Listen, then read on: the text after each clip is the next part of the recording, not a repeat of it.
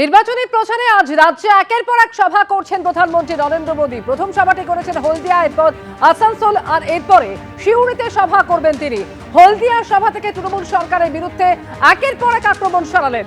তৃণমূলের নির্মম সরকার শুধু অনুপ্রবেশকারীদের সংখ্যা বাড়িয়েছে, তৃণমূলের নির্মম সরকার শুধু নকল নথি বানিয়েছে, তৃণমূলের রাজনীতি শুধু ভয়ের উপর নির্ভরশীল। হলদিয়া সভায় এভাবেই আক্রমণ সারিয়েছেন নরেন্দ্র মোদী।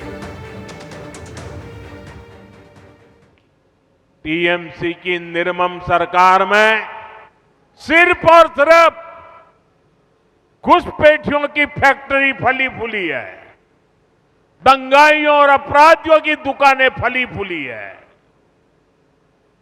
टीएमसी की निर्मम सरकार ने फर्जी डॉक्यूमेंट बनाना और पशुओं की तस्करी, यही इंडस्ट्री डेवलप की है। साथियों, ये इसलिए हुआ क्योंकि टीएमसी की राजनीति भय पर आधारित है। उनकी राजनीति का एक ही केंद्र बिंदु है, भय। डर दिखाओ। टीएमसी ने सिंडिकेट का गुंडा राज चलाया है, जहां कटमनी और कमीशन के बिना कुछ नहीं चलता। फैक्ट्रियां भी सिंडिकेट के गुंडा राज से नहीं, सिंडिकेट के भय से नहीं। अगर चलेगी तो सिर्फ और सिर्फ भरोसे से चल सकती है, और ये भरोसा कौन दे सकता है? ये भरोसा सिर्फ और सिर्फ बीजेपी ही दे सकती है। হলদিয়া সভা থেকে তৃণমূল সরকারকে উৎখাতের ডাক দিয়ে একদিকে যখন প্রধানমন্ত্রী সুর চড়াচ্ছেন, তখন অন্যদিকে মিনাখা সভায় থেকে বিজেপির বিরুদ্ধে অত্যাচারের অভিযোগে সরব হলেন মমতা বন্দ্যোপাধ্যায়।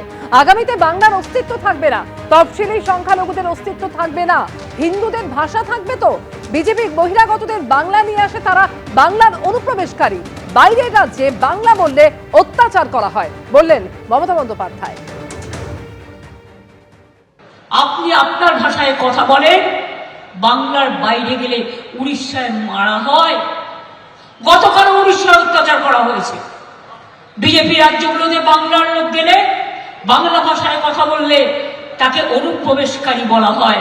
আর বিজেপি, তুমি যত বহিরাগতদের নিয়ে আসো, তারা আমাদের রাজ্যে আমাদের জন্য অনুপ্রবেশকারী, এটা মাথায় রেখে দাও। রবীন্দ্রনাথ ঠাকুরকে বলছেন রবীন্দ্রনাথ সান্যাল, বঙ্কিমচন্দ্র চট্টোপাধ্যায়কে বলছেন বঙ্কিমদা, রাজারাম মোহন রায়কে অসম্মান করলেন, ঈশ্বরচন্দ্র বিদ্যাসাগরকে অসম্মান করলেন, বাবা সাহেব আম্বেদকরের কনস্টিটিউশন ধ্বংস করে দিচ্ছেন। আজকে দেশকে শেষ করে দিয়েছেন বিজেপি। এবিপি আনন্দ, এগিয়ে থাকে, এগিয়ে রাখে।